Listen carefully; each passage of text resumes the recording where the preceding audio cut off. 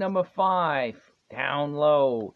We got our first example from the tune I Want to Know. 23 seconds in. We're in the key of D, 10th position, but we're going to also jump down to the 3rd position. But we'll get into the positioning later. Let me just play it and see if you recognize any of these moves. All right, here we go.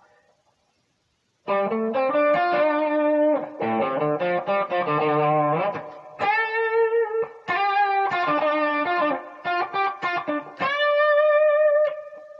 right, let's do it again.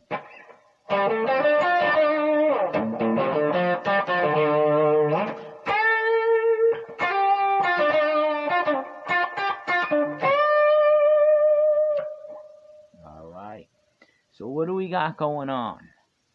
Okay, now I don't know if you noticed it, but it's actually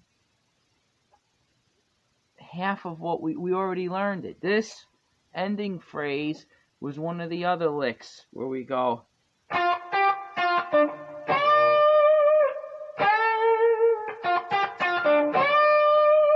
believe we touched on something like that, if not that exact lick, in a previous lesson.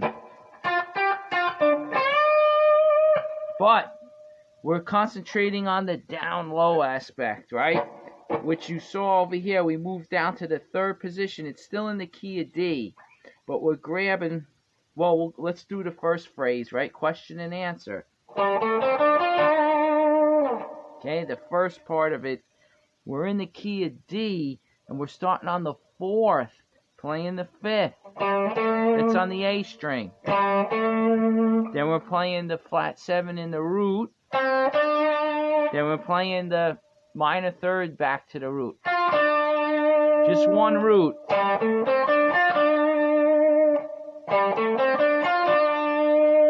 And then you come down to the 3rd position, okay, on the E string, the big boy here. We're playing 3rd finger right on the 5th fret, the 5th. Flat 7.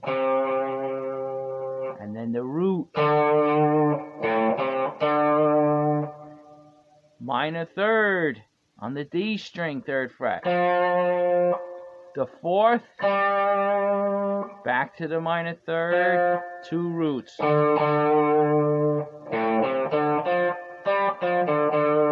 So the phrasing, question and answer. That's the phrasing.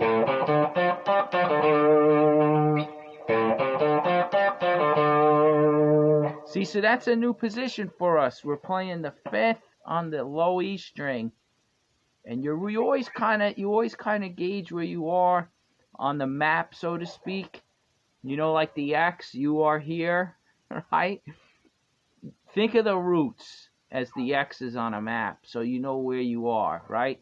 The fretboard is the map. Here you are, right here. That's the root. And try to relate every move to where the root is. Okay, so we're in this position now where we got our root being played with the 3rd finger on the A string, right? So now we know the 5th is right here. Flat 7's right below the root. Right? And we got minor 3rd. Everything starts to fall into place, right? Minor 3rd, 4th, minor 3rd. Again, lick number 1 is right here. Right? So now we're kind of learning, like, we know it up here, right? On the G and D strings. So to transpose it up here, what we just did, we would play it here. Right? So really, Jimmy could have went like this. Right? But he changes keys. He brings it down here to make it interesting, right?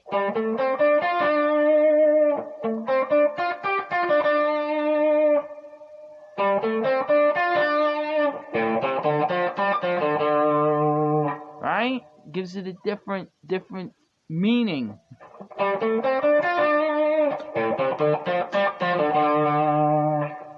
It's almost like two different people. One saying this, and the other guy's going, right? Because if you do it all in one spot, then it sort of seems like the same person. Right? It almost feels like you never finished. It's not one contrasting the other, right?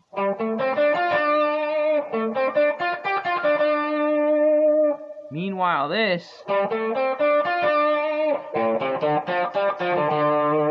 right? It's just an interesting thing that Jimmy's teaching us here when you start to analyze change of the octave, right? You change the octave. The notes aren't any different colors, right? There's no different colors, still all in that minor pentatonic. But here's another way you can use those same notes, okay, and you almost get like a different story being told, by changing the octave. So we could learn from that and take any lick that you liked, right? You could play it lower, play it in all positions, even up high, right?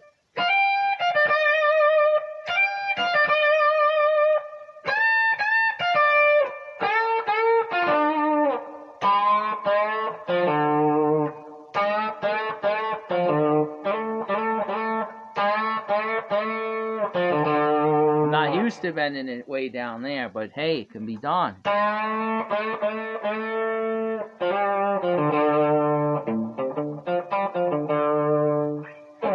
Alright, so that's a good one. And now what I was leading on before was this follow-up to those two.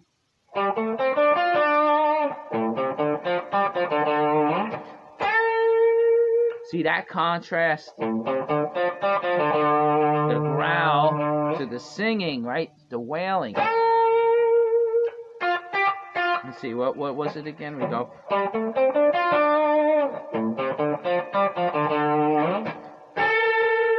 You can play both. That's holding the D string. The B string. You're playing the 10th fret, and then you're playing the 4th bent up to the 5th.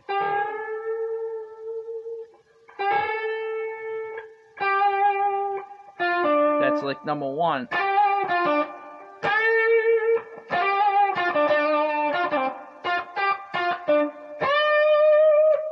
Okay, so the whole thing.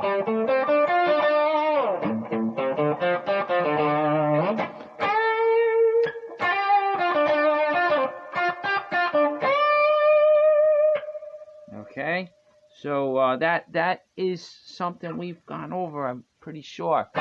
It's lick number 1 after this bend, with that little minor third to root, pull off to the flat 7. And then we do minor third, 4th, minor third, root, flat 7, bent to the root.